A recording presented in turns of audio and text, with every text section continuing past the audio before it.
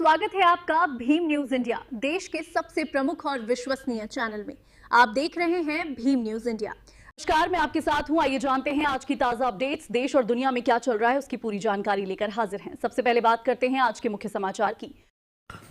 अंतः चुनाव परिणाम में अपनी हार को स्वीकारते हुए नरेश मीणा ने कहा कि मैं जनता के प्रति हमेशा संघर्षशील रहूंगा और मीणा समाज को अन्य समाजों के प्रति अपना व्यवहार सुधारना चाहिए।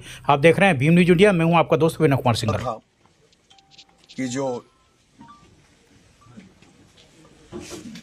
सामान्य वर्ग है ये हमें स्वीकार नहीं करेगा, लेकिन इस तरह से इस मीणा समाज में पैदा हुए नरेश मीणा को जिस तरह से ब्राह्मण समाज, राजपूत समाज जैसे समाजों ने जो आशीर्वाद मुझे दिया, सर्व समाज ने जो मुझे आशीर्वाद दिया, उससे मेरी भी सोच में बदलाव आया है कई सारा। और मैं चाहूँगा कि मीणा समाज को भी अब अपने व्यवहार में बदलाव करना चाहिए, सभी लोगों का आदर सम्मान करना चाहिए। और सभी लोगों से विशेष मेरा आग्रह है कि किसी पे भी कोई टिप्पणी ना करें, कटाक्ष ना करें। पहली बार हमने देखा है, हम 20 महीने में तीसरा चुनाव लड़े, और जब चुनाव कोई कैंडिडेट हारता है तो मैंने देखा कि हारने के बाद उसको 5 आदमी भी बाहर नहीं मिलते पोलिंग बूथ के, लेकिन हमारे हारने के बाद भी हजारों लोग साथ खड़े हैं। और ज्यादा जोश से लोग ये कह रहे हैं कि और डबल ताकत से नरेश के साथ रहेंगे।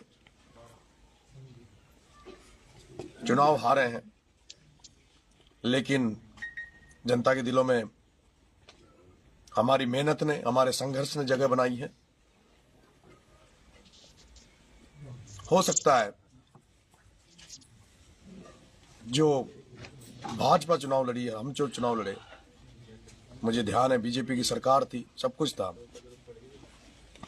लेकिन कांग्रेस का आगे जाना ये साफ जाहिर करता है कि 8 से 10 हजार रुपए पर वोट बांटा गया। और बहुत बड़ी संख्या में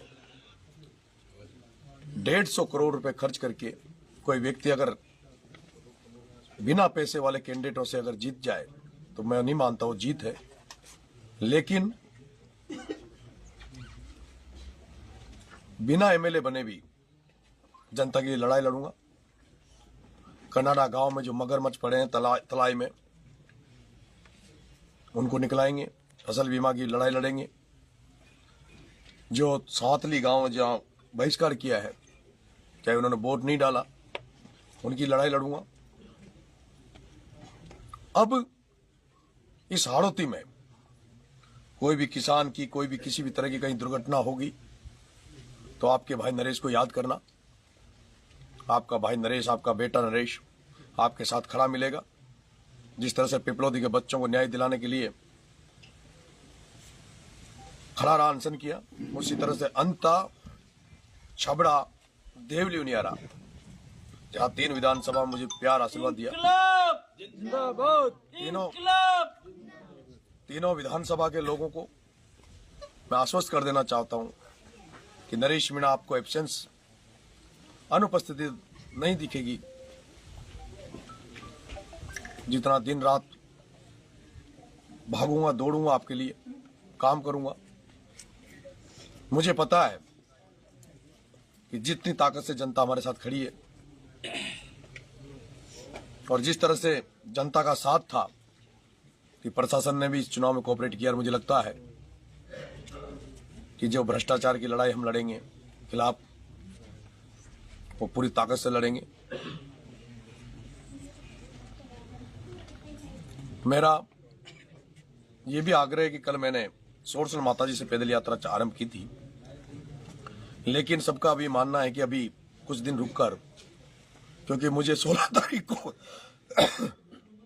तारीख को जगत गुरु शंकराचार्य जी ने भी मुझे समय दे रखा है।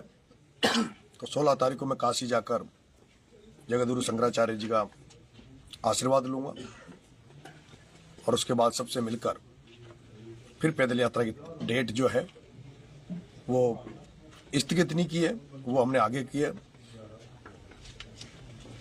जल्दी डेट तय करेंगे। एक बार पूरी अंता विधानसभा में पैदल नंगे पैर पूरे अंता विधानसभा का में जाएंगे, समस्या जानेंगे। और उसके बाद छबड़ा में जाऊंगा, छबड़ा में भी नंगे पैर पैदल पैदल पूरी विधानसभा में घूमूंगा। और उसके बाद देवली उनियारा, और उसके बाद क्योंकि हम जिस इंकलाब का नारा लेके जिस भगत सिंह की फोटो लगा के चल रहे हैं, 23 मार्च को जो शहीद दिवस है, उस शहीद दिवस पर 12 में एक बड़ा कार्यक्रम की मैंने रूपरेखा बना रखी है, जिसमें सभी युवा साथियों से आह्वान करूंगा कि मैं 23 मार्च शहीद दिवस के दिन ब्लड डोनेशन का कैंप हम लोग रखेंगे, और जो भी मुद्दे हैं, समस्या हैं, उनको लेकर भी हम आंदोलन करेंगे। इसके अलावा ये जो कांग्रेस वाले खुश हो रहे हैं, ये डोटासरा जी खुश हो रहे हैं, जो कांग्रेस वाले खुश हो रहे हैं, आप तैयार रहें 2028 के लिए। बिहार चुनाव पर भी आप अपने मन की वो रखें। 2028 का चुनाव अब हनुमान बेनीवाल, राजेंद्र जी गुडा, अरविंद जी केजरीवाल साहब, अखिलेश जी यादव साहब, HDPI, तो तमाम लोग जो भ्रष्टाचार के खिलाफ आम जनता की लड़ाई लड़ते हैं, इनसे मैं मिलने जाऊंगा। अखिलेश जी यादव साहब से मिलूंगा, अरविंद जी केजरीवाल साहब से मिलूंगा। और जब तक इस हाड़ौती को इन धन्ना सेठों से, पूंजीपतियों से आजाद नहीं करा दूंगा, तब तक रुकूंगा नहीं। मुझे पता है प्रमोद जैन भाया का जो मैनेजमेंट था, जिस तरह से कोटा में प्रहलाद गुंजल को हराने के लिए ओम बिरला ने 200 करोड़ खर्च करके एक एक वोट को 8-8, 10-10 हजार रुपए दिए, उसी तरह से ओम बिरला, राजीव दत्ता और अशोक लाहौटी ने जो बंद कमरे में मीटिंग करके और जिस तरह की यहाँ व्यू रचना बनाई और जिस तरह से भाया की मदद करी, उसको आज पूरा राजस्थान जान रहा है। मैं आप तमाम लोगों को बहुत बहुत धन्यवाद दूंगा, आभार व्यक्त करूंगा कि 20 महीने में मुझे इस राजस्थान की जनता ने, मेरे साथियों ने मुझे तीसरा चुनाव लड़ाया। और ये चुनाव सबने देखा होगा किस मजबूती के साथ मेरे साथियों ने ये चुनाव मुझे लड़ाया, किस तरह का मैनेजमेंट, शानदार मैनेजमेंट रहा। सबने काबिल तारीफ मेहनत करी, और जिसका नतीजा था कि हम लोग जो बीजेपी सरकार सत्ता में है, वसुंधरा जी ने जो कैंप कर रखा था, उसके बावजूद भी बीजेपी के बराबर हमारे वोट आए। वो तो एक नरेश नाम का कैंडिडेट नहीं होता, ये षड्यंत्र करके उसे नहीं लड़ाते तो शायद हम सेकंड रहते, पर 100 वोटों में मुझे नहीं लगता कोई फर्क है।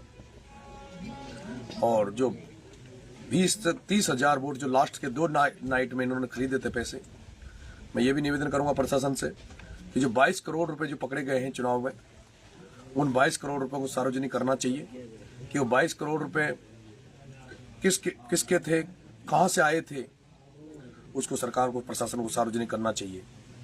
और हाड़ौती की जनता से आग्रह, निवेदन है कि इस भ्रष्टाचार के खिलाफ जो मेरी लड़ाई है उसमें समर्थन करें, आशीर्वाद दें। बहुत बहुत धन्यवाद। राम राम।